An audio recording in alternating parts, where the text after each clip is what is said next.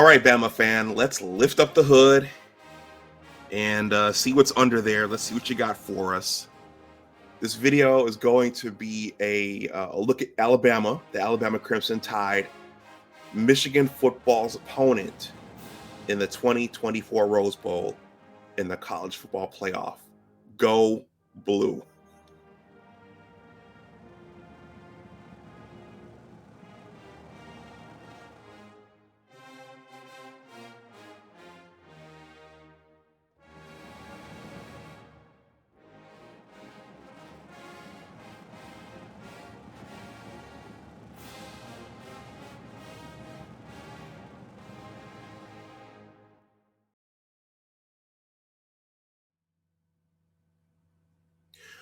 Welcome back to Big Discussions 76 Sports. My name is Dr. Anwar Youssef Dunbar. I am a proud Michigan alum, and I am also a proud supporter of our Michigan football team and our coaching staff and our winged helmets and our proud football history.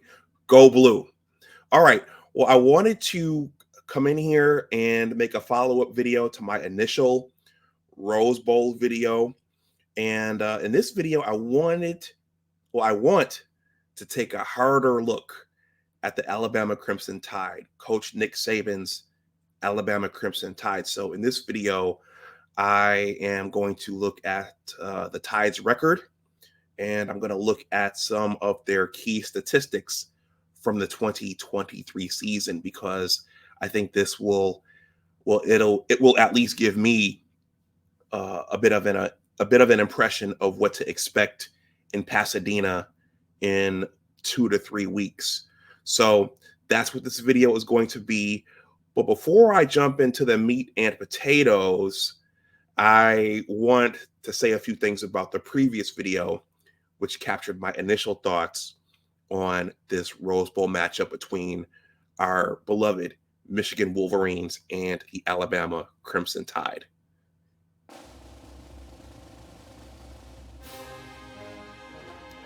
So I want to start this video off by saluting SEC fan, in this particular instance, Bama fan.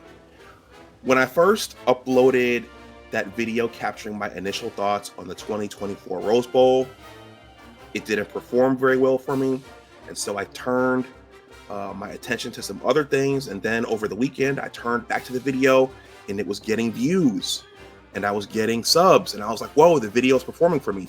YouTube was nice enough to drop the video in its holy algorithm, and people started visiting the channel and that video in particular who had never visited the channel before. But not just any fan came, Bama fan came. So thank you for coming, Bama fan. And I was reminded of just how confrontational and passionate and overzealous and indignant Bama fan and SEC fans can be. I got my first taste of that a couple of years ago when our beloved Wolverines were demolished in the Peach Bowl, I believe, by the Georgia Bulldogs. Do you guys know that Bulldog fan, they gloated and they rubbed it in after that video, not just after the game, but a year later, and then 2 years later, Bulldog fan kept coming back. They kept coming back to pile on more. The game was over, but Bulldog fan kept coming back. So once again, salute to SEC fan, Bama fan in particular. You guys are passionate, confrontational, indignant, and in some instances, just overzealous. It's like an orthodoxy, SEC football. And I guess this is what they mean with the saying, it just means more in the SEC. Okay, now a few words about Coach Saban before I jump into the statistics. All right, and I'm going to continue to live that way and try to do what's right. And, you know, that's who Nick Saban is. All right, so regardless of what anybody says, that's who Nick Saban is. Okay, so before I take a look at the Alabama Crimson Tide's football season and their key statistics, I just want to say a few words about the whole Chef Nick Saban cooking the schedule thing and not scheduling strong opponents. So, Bama fan, I did not make that up. I did not create that. That came into my brain and my zeitgeist by osmosis. I have two buddies, Abdul Gaines and Raheem Gaines. They don't like the SEC. They often disparage the SEC.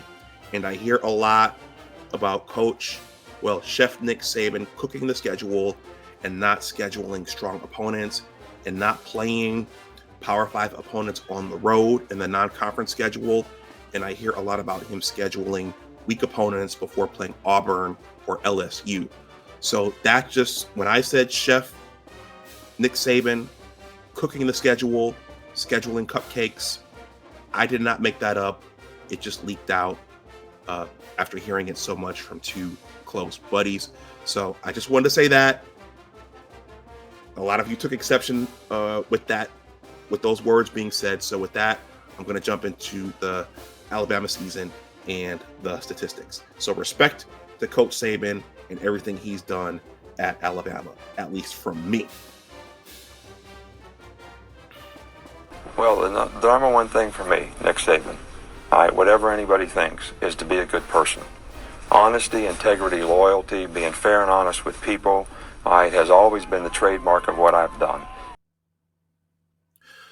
Okay, so I'm a scientist and I think in terms of data.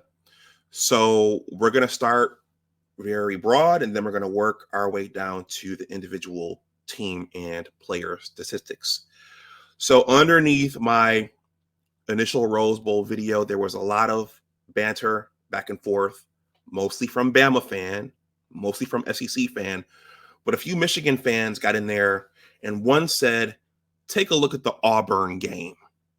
So I said, okay, well, let's take a look at the Alabama schedule. Let's see how the Crimson Tide got here.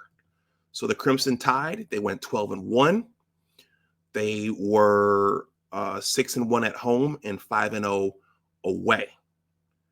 And they were 1-0 in a neutral field setting. That was probably against Georgia. All right.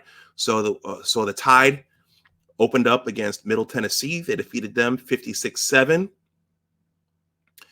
They lost to the Texas Longhorns 24-34 in the All-State Crossbar Classic. I think that was before Coach Saban settled on Jalen Milroe as the starting quarterback. They defeated South Florida 17-3. They defeated Ole Miss 24-10, so 2 touchdowns. They defeated Mississippi State 40-17. They defeated Texas A&M 26-20. They defeated the Arkansas Razorbacks 24-21. They defeated Tennessee 34-20. They defeated LSU 42-28. They defeated Kentucky 49-21. Okay, so here's one of those soft teams my two buddies were talking about. They defeated Chattanooga 66-10 before playing Auburn in the Iron Bowl. And they defeated Auburn 27-24. That's the game that one of the Michigan fans said, take a look at the Auburn game. A lot of people feel like if they had lost that game, they would not be in the playoff picture. And I believe they needed a last-second score to win that game. In the SEC championship game, as we just saw, they just defeated the Georgia Bulldogs 27-24. And even in that game, a lot of critics say that things fell a certain way for the Crimson Tide, and a few calls went for the Crimson Tide, and there were a number of key Georgia Bulldogs who were banged up for that game. So destiny may have brought the Crimson Tide to our beloved Maize and Blue. And then the next game for the Crimson Tide is on January 1st in the Rose Bowl against our beloved Michigan Wolverines. All right, Bama fan, these statistics come from your SEC website. All right. So this is interesting in terms of passing statistics. Alabama does not rank in the top 5 for passing stats in the SEC. They didn't rank in the top 5 this season. LSU was number 1, Georgia was number 2, South Carolina was number 3, Ole Miss was number 4, Missouri was number 5, Texas A&M was number 6, Florida was number 7, Tennessee was number 8, and Bama came in at number 9. So it looks like Bama generated 2,970 total passing yards. Their quarterback, which for the most part was Jalen Milroe, had a 63.5 completion percentage for an average of 9.83 yards per pass. He threw 23 touchdowns. Well, he quarterbacked the team for most of the season, so I'm going to say him. There were 6 interceptions thrown. Bama took 43 sacks, and they generated an average of 228.46 yards per game. So those are Alabama's passing statistics. Bama did rank 5th in the SEC in rushing. They generated 2,245 rushing yards. They had an average of 4.33 yards per rush. And they generated 30 rushing touchdowns for an average. And there was an average, they had an average of 172.69 yards per game.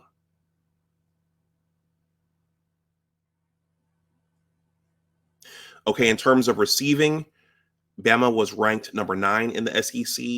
I think these numbers mirror their overall passing yardage, so I'm not going to read through these, but this is interesting that they're 9th in the conference.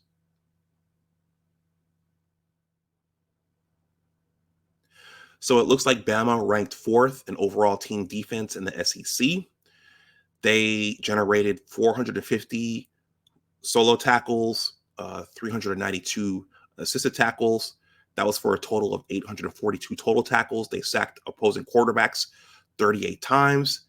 It looks like those sacks went for 260 total lost yards.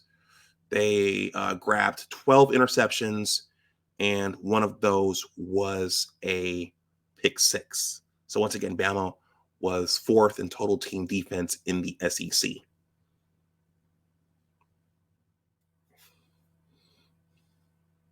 Now, this is interesting. In terms of the quarterbacks, Jalen Milroe ranked 8th in the SEC. So I don't think he was the starter at the beginning of the year, or he hadn't secured the job at the beginning of the year.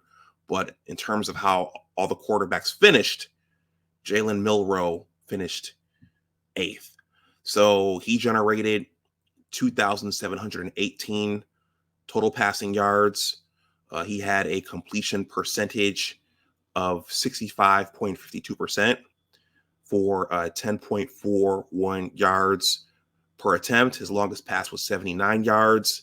He threw 23 passing touchdowns. He threw 6 interceptions, and he took 38 sacks, and he had a quarterback rating of 177.48. Alabama's Jace McClellan was the 9th most productive runner in the SEC. He generated 803 total yards off of 166 carries for an average of 4.8 yards per carry. His longest run was 29 yards, and he scored 6 rushing touchdowns. In terms of receiving, Jermaine Burton ranked 8th in the SEC. He generated 777 receiving yards off of 35 receptions for an average of 22.2 yards per reception. His longest reception was 68 yards, and he caught 8 touchdowns. He scored 8 receiving touchdowns. Their next wide receiver was Isaiah Bond. We heard a lot from these guys in the SEC championship game. He generated 621 receiving yards off of off of 44 catches for an average of 14.11 yards per catch. His longest reception was 52 yards, and he scored 4 receiving touchdowns. And those were their receivers. Those were their top receivers.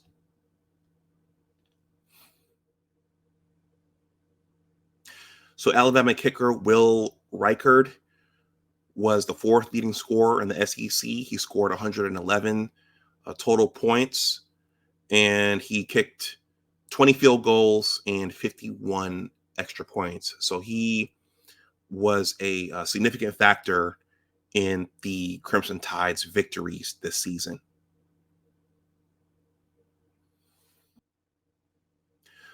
Also leading the Crimson Tide in scoring were quarterback Jalen Milroe, wide receiver Jermaine Burton, running back Jace McClellan, and running back Roydell Williams.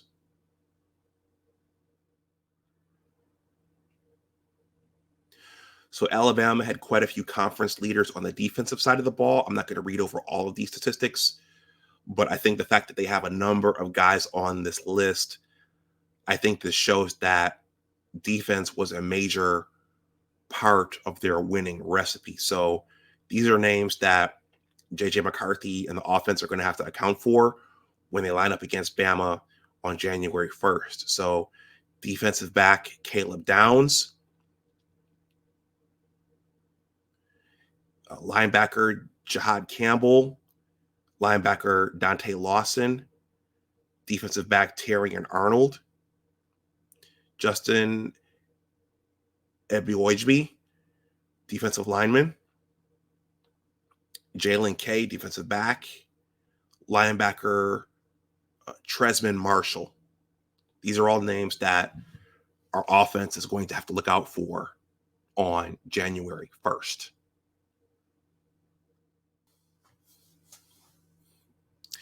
Now, Bama seems to be a stout defensive team from what I just read. And with stout defensive teams, typically the punter factors heavily in because that means they're in games where they're playing field position. So Bama ranked 5th in terms of punting. Their punter is James Burnip. He punted 50 times for a total of 2,358 yards. His longest punt was 67 yards for an average of 47.16 yards per punt.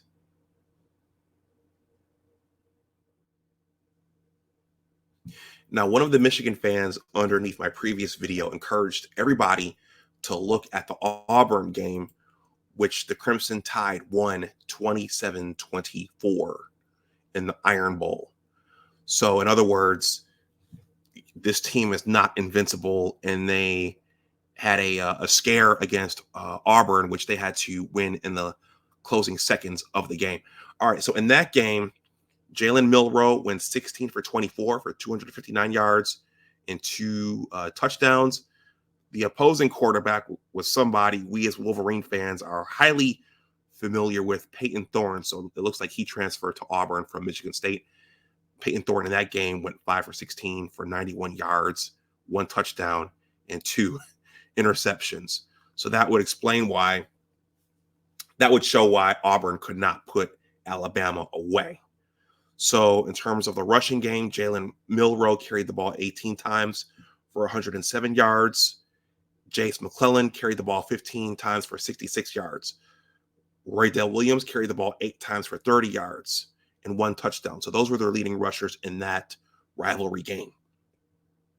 And in terms of receiving, surprise, surprise, they were led by Jermaine Burton with 4 catches for 107 yards and 1 touchdown. Surprise, surprise, Isaiah Bond caught 5 balls for 75 yards and 1 touchdown. Alabama, it looks like they recovered 1 fumble in that game. Deontay Lawson sacked Peyton Thorne once. Dallas Turner sacked Peyton Thorne once. Justin Ebiojbi, that's a hard name to pronounce. Justin Ebiojbi sacked Peyton Thorne once. Chris Braswell sacked him once. So it looks like they do get after the quarterback. Alabama intercepted Peyton Thorne twice. And yeah, that's it. That's it for that. So in terms of, so look at the punter. He punted the ball 5 times for 211 yards. That means that in that game, they were playing field position. Both coaches were trying to flip the field to get into optimal scoring range for both of their offenses. And Alabama's kicker, Will Reichard, went 2 for 3 in that game. I'm going to go to the team statistics.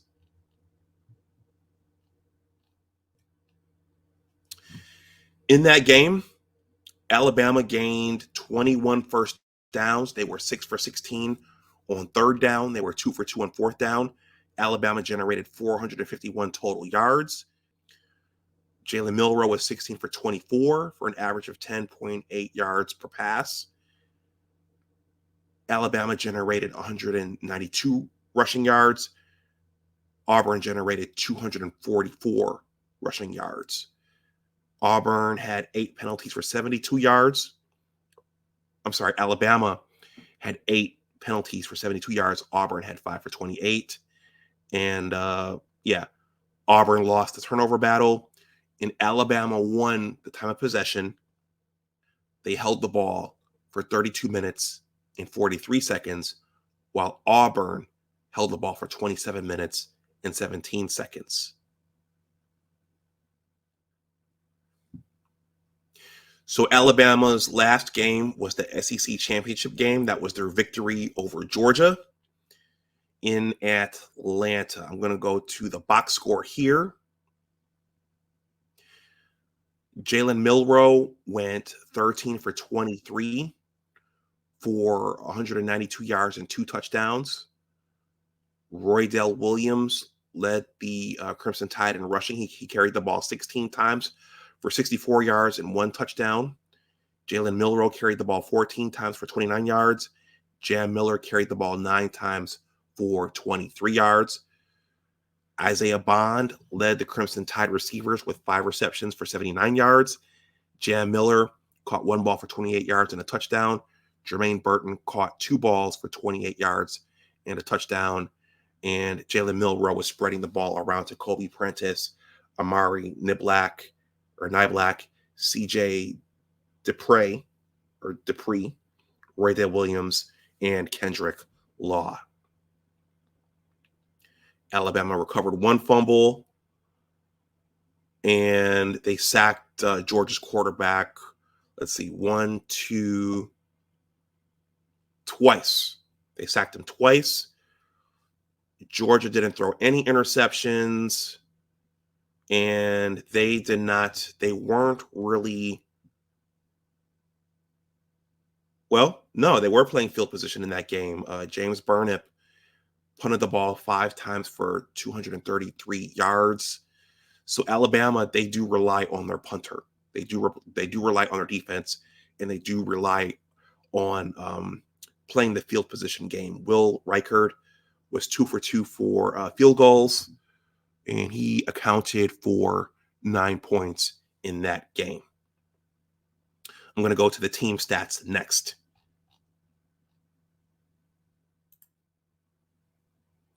So in the SEC championship game, it was a close game, and there were some Bulldog players who were injured, and there were some questionable calls in the game. Alabama gained 20 first downs. Georgia gained 19. Alabama was 3 for 13 on third down, and they were 2 for 2 on fourth down. So when they go forward on fourth down, it looks like they tend to get it. Alabama generated 306 total yards. Bama generated 192 total passing yards versus Georgia's 243. Bama generated 114 rushing yards versus Georgia's 78. Bama had 3 penalties for 36 yards. Georgia had 5 for 56. And once again, just like in the Auburn game, Bama won the time of possession. They held the ball for 31 minutes and 9 seconds compared to Georgia's 28 minutes and 51 seconds. So that's something the Wolverines will have to look out for in that Rose Bowl matchup on January 1st.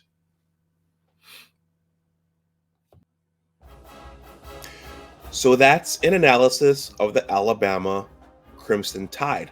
I think it's worth noting that while statistics tell a story and they give a nice indicator of who the other team is and what they do, both teams ultimately have to play the games, and statistics are a snapshot. They're a snapshot of what happened, but they're not the ultimate predictor of what will happen when the two teams line up. But that gives us a nice feel for what we're going to see in the Rose Bowl on January 1st. So we know that Jalen Milroe he can throw the ball, he can run the ball. We know that they have receivers, they have running backs, and Bama plays defense, and they use their punter to play the field position game, and they have an accurate kicker. So, and they have a very crafty and experienced coaching staff, at least in terms of the head coach. But a lot of people are picking Alabama, even though right now the prediction is close, based upon them being an SEC team with all the 5 stars and them leading major college football and NFL draft picks, and them leading in the number of national championships since the start of the college football playoff. Just on that pedigree alone, a lot of people are picking them to demolish Michigan. But the teams have to play the games. And it's ultimately, I think it's a good thing as a Michigan fan if Michigan is disrespected, because athletes get inspired by, and they get motivated by disrespect. So Bama fan, everybody, Paul Feinbaum, everybody, yes, please continue picking Alabama to demolish our Michigan Wolverines. I think our Wolverines would take that personally, and they probably are. People are saying, look at how they reacted when they realized they were going to have to play Bama. Yeah, I think that our team will use that as motivation. So I'm going to end with something. I was watching Isaiah Hole, and he was going over the Bama games from years past. I think that the Denard Robinson team, that team was overmatched in Jerry World. Denard, while a legendary quarterback, wasn't a pure passer. And those Brady Hoke teams showed weaknesses in his last 3 years. And the offensive line wasn't very stout in his last 3 years. I think the next game was in the, I think that was the ending of the Revenge Tour season with Shea Patterson at quarterback. I remember watching some of that game. I think it was close in the beginning. Alabama pulled away. Isaiah Hole pointed out that after losing to Ohio State in the shoe, a lot of the Michigan players really didn't want to be there. And the guys who could go to the NFL, they opted out of that game. So yeah, it was kind of a sucky way to end that season, which towards the end of the season before the Ohio State game, it seemed to have so much promise. So Nick Saban won that game. And so that brings us to this one. So each team is going to have all of its horses. Well, we're not going to have Zach Zinter, but both teams are going to be highly motivated, and both teams are going to have something to prove. So this will likely be like the 2000 game, Tom Brady's last year, unless Alabama absolutely demolishes Michigan. This will likely be like that 2000 Tom Brady game, which went down to the wire. So look out for that. So I just wanted to do an analysis on Bama and their players and their statistics. And yes, I'm going to wrap this video up now.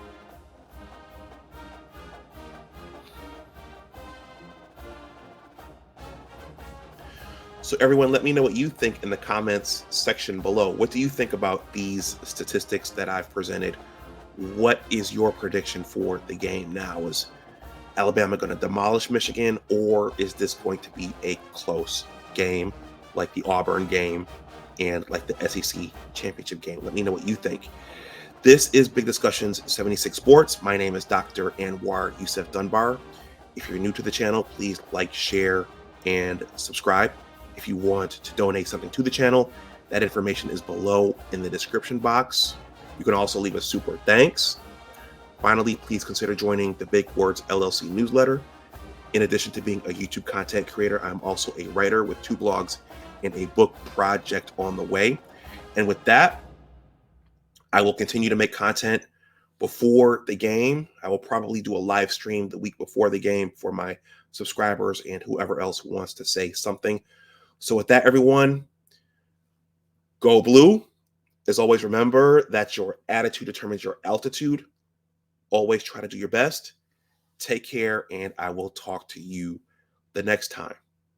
Go blue.